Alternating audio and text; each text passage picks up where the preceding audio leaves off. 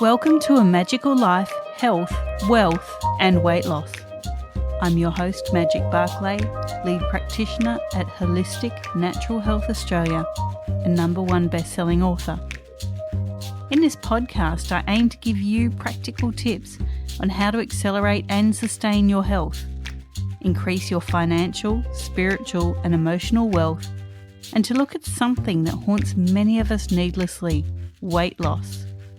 In some episodes, I'll have guests available to give you even more tips, but in others, the floor is yours. Drop us a line at A Magical Life Podcast on Facebook and let me know what you would like to know more about. Now, sit back and enjoy, because it is time for you to create and truly discover a magical life.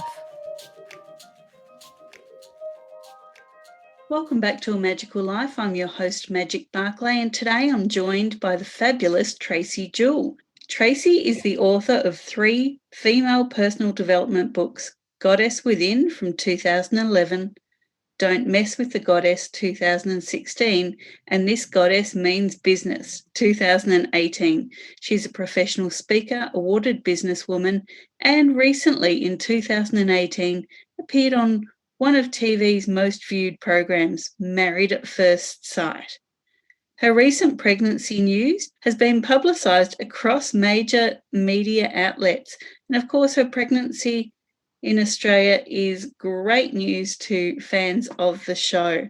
Tracey has an extensive media experience and reach. She was a guest on the Oprah Winfrey Show in May 2011 and has been interviewed hundreds of times on radio, online, YouTube, in newspapers, magazines, and on TV. She has tons of Instagram followers and heaps of email subscribers. And I urge you all to get onto that list, but we'll tell you how to do that a bit later. She's been a speaker at the Mind, Body, Spirit festivals nationwide and at Every Woman's Expo since 2010, as well as speaking engagements for women's groups and corporate businesses for the past 11 years. She's appeared as a judge on other shows on TV and has actually worked alongside Dr. John Gray, author of Men Are From Mars, Women Are From Venus. Tracey is currently a mental health worker, self-care and life coach, mental health first aid instructor, and a marketing strategist assisting women in business and wellness professionals, and has done for the past 15 years. Welcome, Tracey. So glad to be here. How have you been? Yeah, great. Like, what crazy times, and you've been on such a roller coaster. You know what? It has really been a journey. I bet. And congratulations on the pregnancy. Fantastic. Thank you. I know being 38 and pregnant has definitely been very different to being 26 and pregnant, that's for sure. Wow. Now, look, elephant in the room, have to get it out of my system. I'm a fan of maths. There's my dirty little secret, people. That's my guilty pleasure TV viewing. You went through a lot on that, didn't you? Yeah, but no regrets. You know, we just filmed Reunion a few months back, which just aired only a couple of weekends ago. And it was like a full circle closure for me because, you know, 3 years ago, I did go through a lot. I was in a really different place. And to be able to go back and see everyone again 3 years on, especially being pregnant and in such a different space, was actually really bittersweet. Wow, yes, I watched the reunion and it was pretty amazing just seeing your personal development journey over the time since you were on the show and through the reunion. And look, I have to applaud you. You just came across, sorry to all the other people, but you came across as the only sane person in the room. Well, I wasn't the only sane person, but I have to say not everyone was sane in that room, that's for sure. And, you know, we're all on different journeys, right? Some people haven't changed at all. Some people just aren't at that stage where they can see their own behaviour yet. And, you know, that's just the way it is. But I think it was very evident on who had learnt from the experience and then moved forward in their lives, and those that were kind of stuck there. and still had a lot of triggers and a lot of things to work through. Wow. So you've definitely been through so much. Now, I'm really intrigued to get your answers to some questions that I ask all of my guests here on A Magical Life and see your perspective. But before I do that, you're actually got a new site, Upself. What can you tell us about that?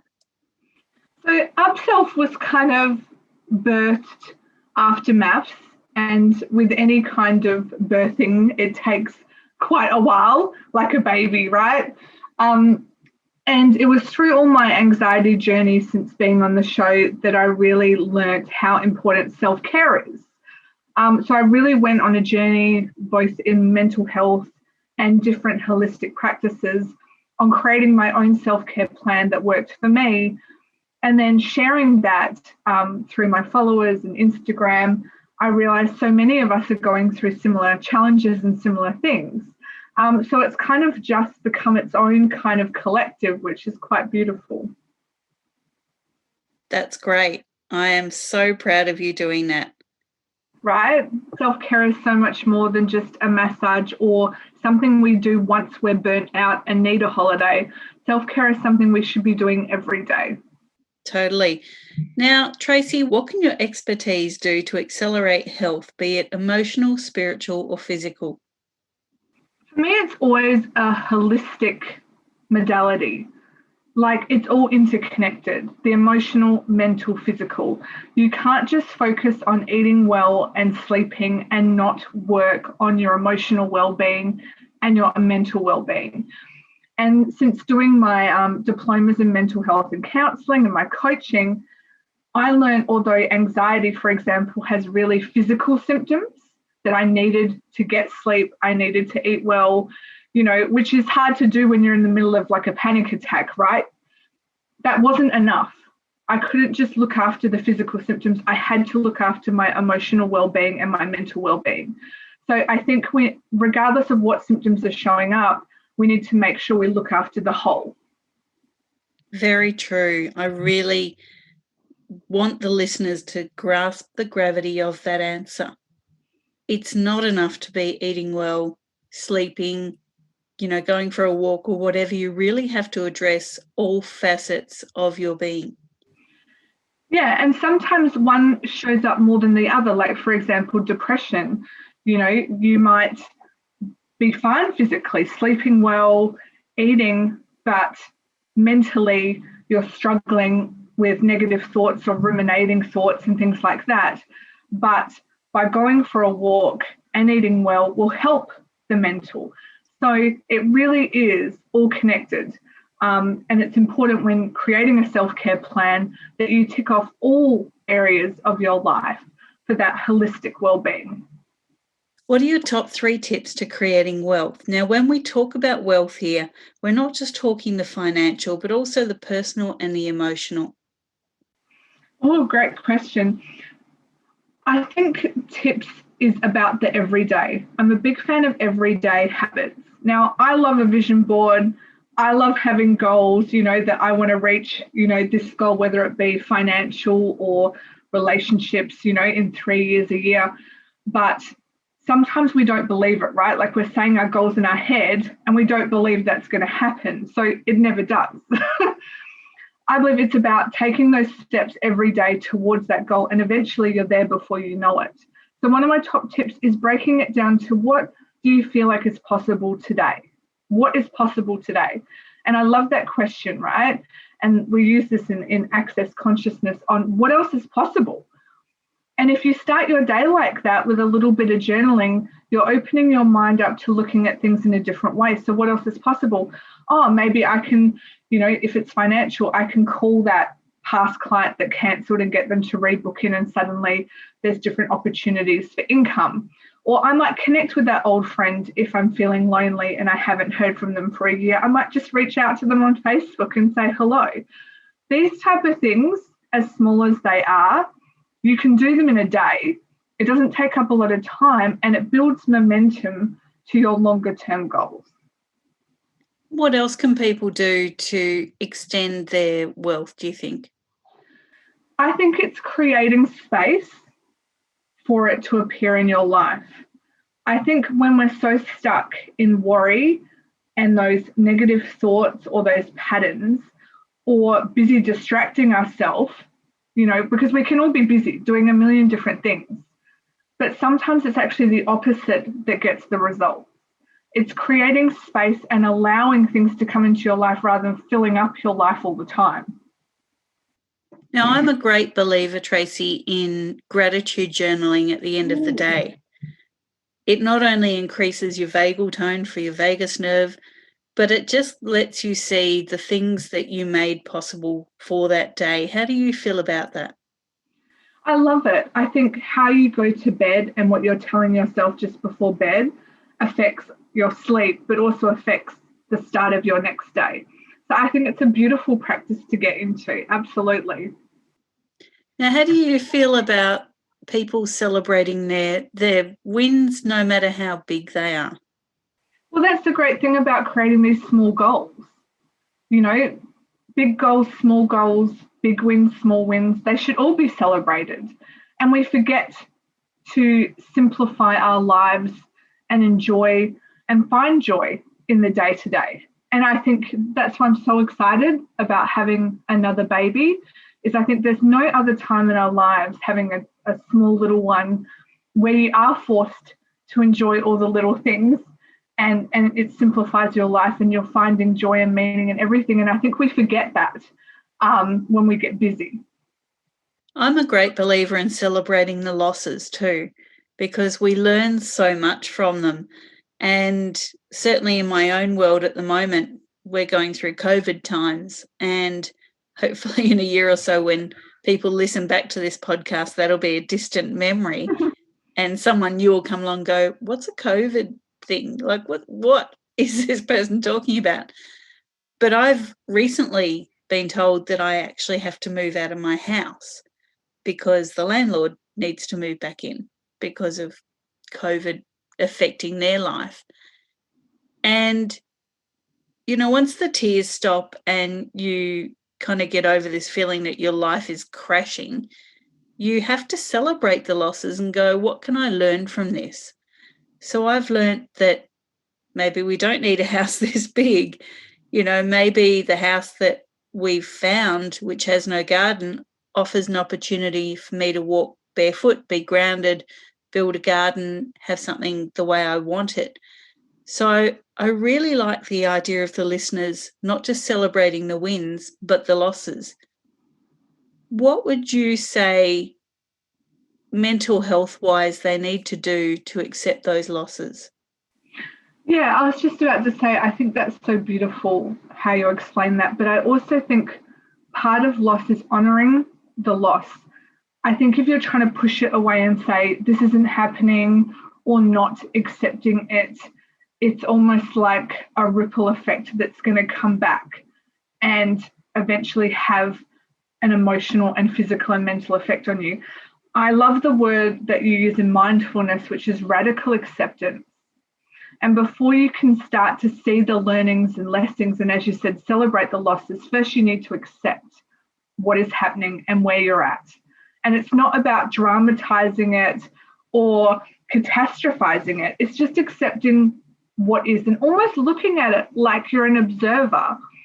You know what I mean? So it takes that emotional trigger out of it and just accepting, okay, this is happening. I'm going to be okay, but this is happening, and I allow yourself and accept the feelings that come up and not make them right or wrong, or I shouldn't be feeling this.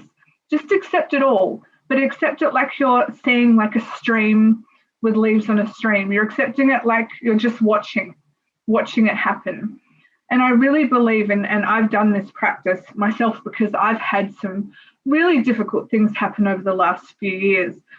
And I was like stuck in it. I was just thinking over and over the same issue, and you can't find a solution from that place. So when I started looking at it and observing it and accepting it, then suddenly I could start to see other ways out and journal about that and think, okay, this is happening. I get that, but what else can come of this? And it might not come, but let's just have a brainstorm anyway, right?